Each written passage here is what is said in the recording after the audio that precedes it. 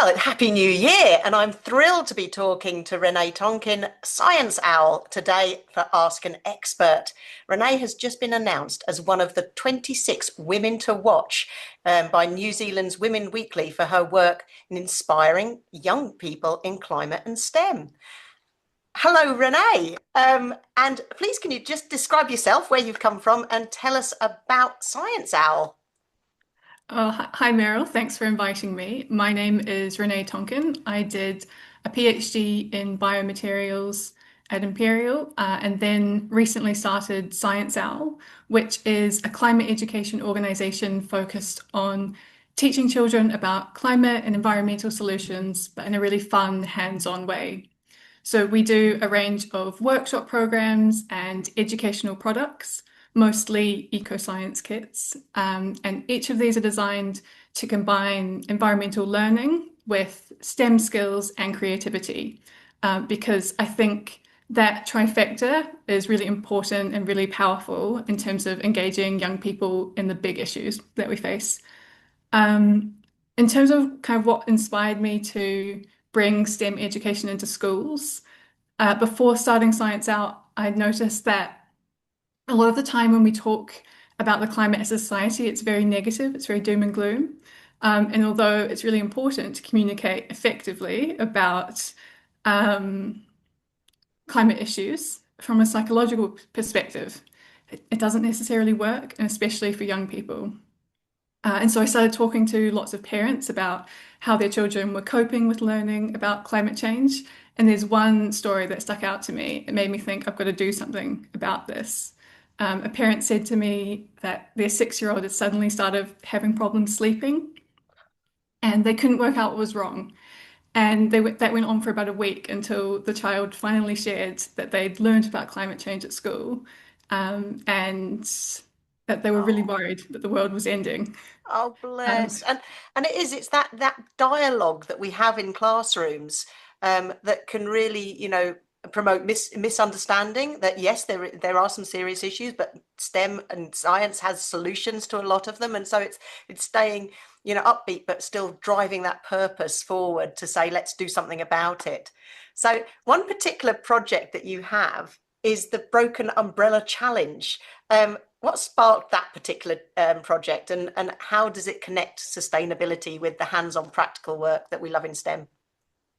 so the Broken Umbrella Challenge is an educational program that teaches kids to think like scientists and engineers, to take apart broken toys and broken household items, including umbrellas, and then they get to be creative and design and invent something new with the broken pieces.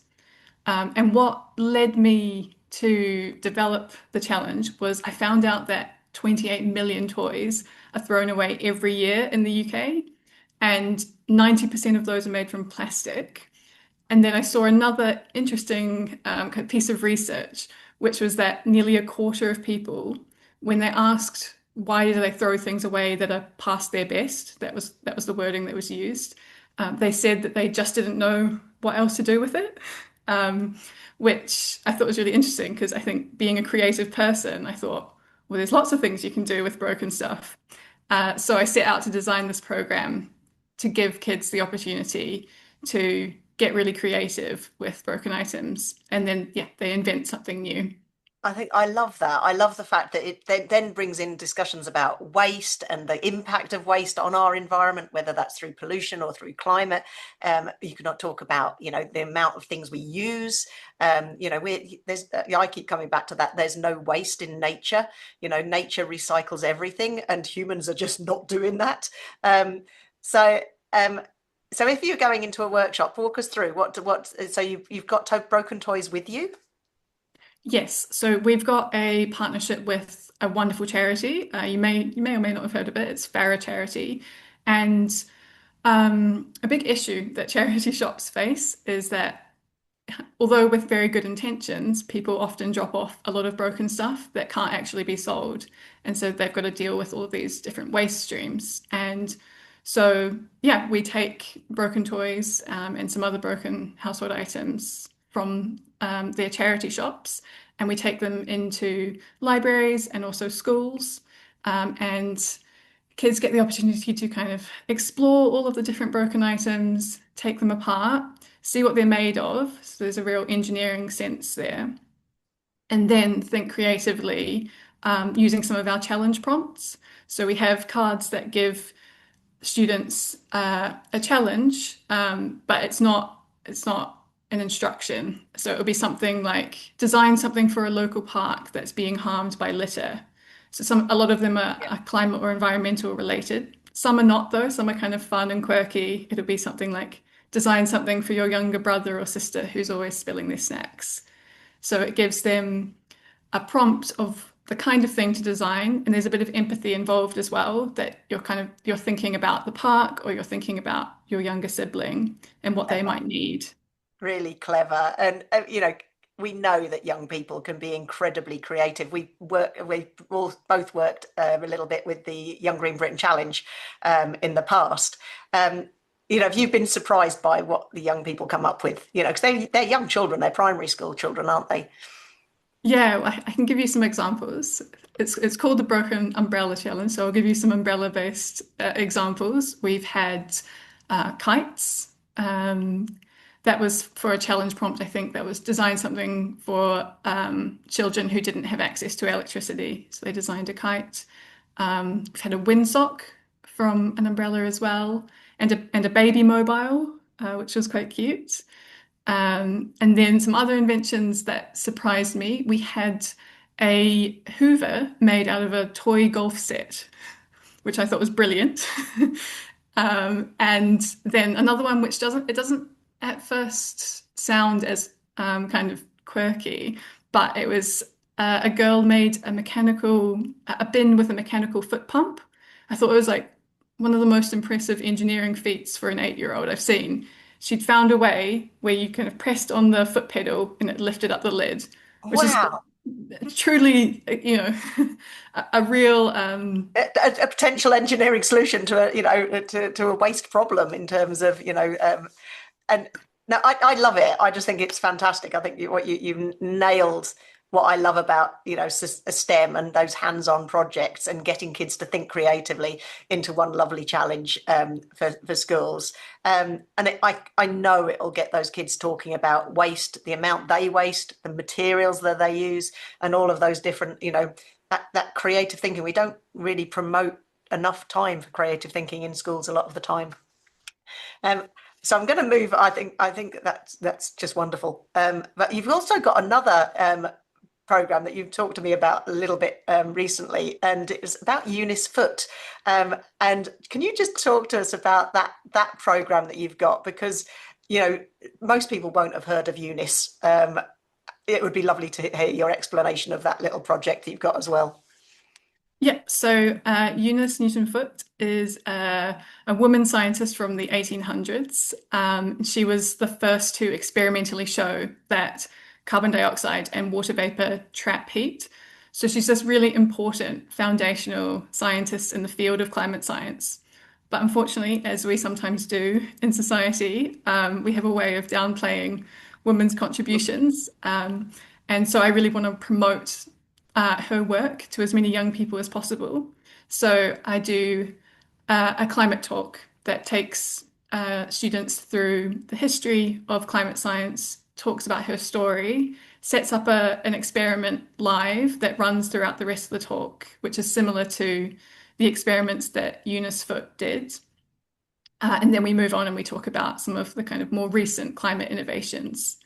So yeah, that's what that program Um, is. and you've also developed an actual electronic CO2 monitor that people Yeah. can get. Can you? This this is my CO2 monitor, which children can learn to build. It's for age 11 plus. We've just launched it recently, but it's designed. I think carbon dioxide is one of those things. It's an invisible gas in the air, and that can be quite hard for anyone, but especially children to understand because you can't see it. So the CO2 monitor is designed to make carbon dioxide more tangible. First of all, it's teaching core STEM skills in terms of engineering and making things. But it's got an LED that changes color when the amount of carbon dioxide in the air changes. So it gives students a tool that they can really use to explore the environment in a much more hands-on way. Yeah, and also, that just that understanding how to put electronic kits together. We often don't have that in time in classrooms, and a lot of people don't. A lot of kids and especially girls might not think that's particularly interesting. But I think there's a lot of women who work in the environmental sector, so it's like, okay, we need to make sure that young females are really prepared for that work in engineering and things. I talk to a lot of people who work in engineering, and getting women into STEM is so important. So I think you are yourself an amazing role model. And what I love is that you've not come from a teaching background. You've come from that academic background, and are using your skills and understanding and your ability to communicate, which is amazing, to work with young people and to try and promote that. So do you see, in terms of when you're working with young people, do you see a difference between especially at that sort of primary age, the way that boys and girls act in a classroom environment, or do you think that actually at that age they're quite similar? I think I think I do see a difference, but I do feel that it's conditioning. I don't think it's an inherent difference in how we think. And so what I'm trying to do is expose both young girls and boys to the same things and to really get children involved in STEM learning because I mean, climate change is the biggest issue that the planet's facing. We need to be building the green workforce for the future. And I think STEM education is really key to that. But I think women and girls are kind of this untapped resource. There's a lot of potential to get more girls involved and for that to feed into green jobs in the future. So that's what I'm trying to do. Yeah, absolutely. Yeah, and as you say, we need everybody, so we need to get everybody engaged, and STEM can be really, really special. So, if you're giving some advice to teachers, and they're busy, and it's not in the curriculum particularly, but how would you try and encourage them to use STEM as a means to teach about climate and sustainability? Maybe with that hands-on engagement. What would your message be?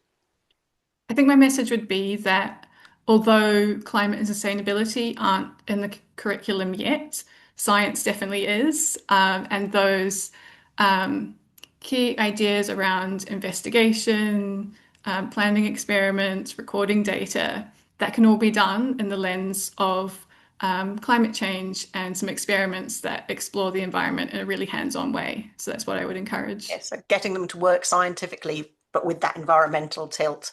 Um, I think that's fantastic. Honestly, Renee, you are, as a female role model, encouraging young people, and also the fact that you've gone from primary all the way up to, key stage 3 to potentially key stage 4, I think is fantastic. And, I'm delighted. I can't wait to see you rise to the challenge of being a woman in one to watch in 2026. I'm sure you are.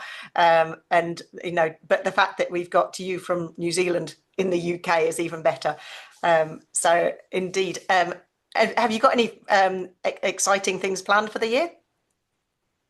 Well, I think in 2025 we reached more than 1,000 students. So the goal is to majorly expand that and reach many more students with our message about climate change. Absolutely. And using STEM, hands-on fun. I think that's mine, one that I always come back to. Make it engaging, make it fun, make it relevant, and then magic can happen. But Renee, Absolutely. thank you so much. I'm going to stop the recording now, and thank you.